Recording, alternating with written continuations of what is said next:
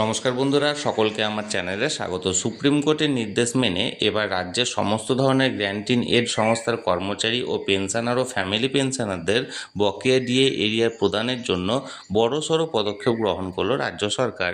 কোন পদক্ষেপ গ্রহণ করা হয়েছে রাজ্য সরকারের পক্ষ থেকে এবং এর ফলে গ্র্যান্ট ইন এড সংস্থার কর্মচারী, পেনশনার বা ফ্যামিলি পেনশনাররা কতদিনের মধ্যে তাদের বকেয়া ডিএ এরিয়ার পেতে চলেছেন, সকল কিছু আজকের ভিডিওতে বিস্তারিতভাবে আলোচনা করব। ভিডিওটি অত্যন্ত গুরুত্বপূর্ণ, তাই প্রথম থেকে শেষ পর্যন্ত অবশ্যই ধৈর্য সহকারে দেখবেন এবং ভালো লেগে থাকলে অবশ্যই একটি লাইক করবেন এবং সকলের সঙ্গে শেয়ার করবেন।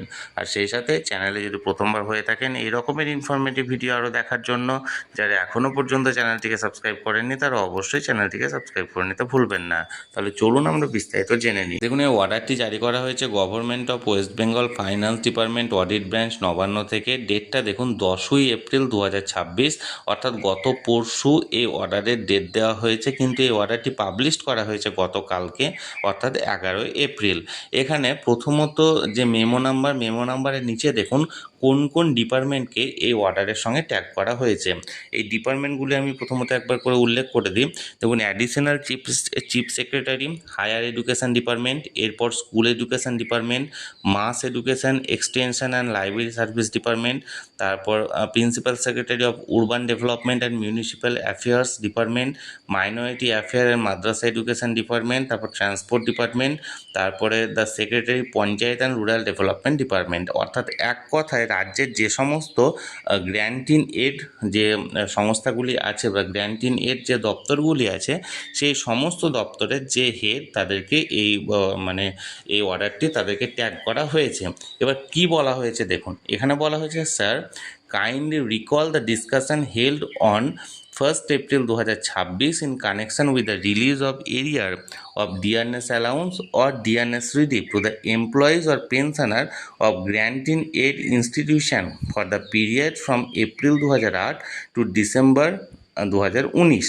অর্থাৎ এক্ষেত্রে বলা হয়েছে যে গত 1 এপ্রিল একটা মিটিং করা হয়েছিল এই সমস্ত দপ্তরদের হেডের সাথে, যে কোন উপায়ে রাজ্যের এই সমস্ত যে গ্র্যান্ট ইন এড সংস্থার কর্মচারী এবং পেনশনাররা আছেন তাদেরকে কোন উপায়ে বা কোন পদ্ধতিতে এই বকেয়া ডিএ এরিয়ার 2008 থেকে 2019-এর মধ্যে এই বকেয়া ডিএ এরিয়ারগুলো মেটানো যাবে সেই পদ্ধতি নিয়ে। It was requested that concerned department would formulate a standard operating procedure for the disbursement of the area DA or DR and share with the finance department।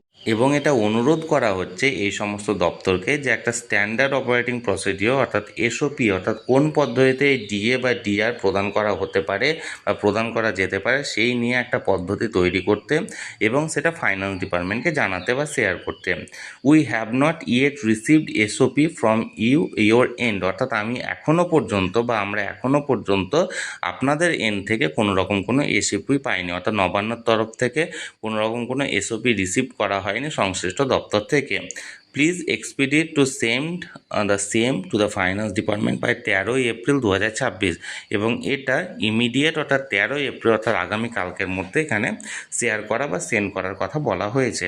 অর্থাৎ এক কথায় বলতে গেলে গত 1 এপ্রিল যে সমস্ত গ্র্যান্ট ইন এড সংস্থার যে চিফ সেক্রেটারি বা প্রিন্সিপাল সেক্রেটারি আছে তাদের সাথে অর্থ দপ্তরের কর্মকর্তারা বৈঠক করেছিল এবং সেখানে তাদেরকে ইমিডিয়েট তাদের যে কর্মী সংখ্যা বা পেনশনার বা ফ্যামিলি পেনশনারের সংখ্যাটা জানাতে বলা হয়েছিল এবং তাদেরকে বলা হয়েছিল কোন উপায় মেনে তাদের যে সমস্ত কর্মচারী বা পেনশনার আছে তাদেরকে ডিএ বা ডিআর বকেয়া ডিএ বা ডিআর দেওয়া যেতে পারে।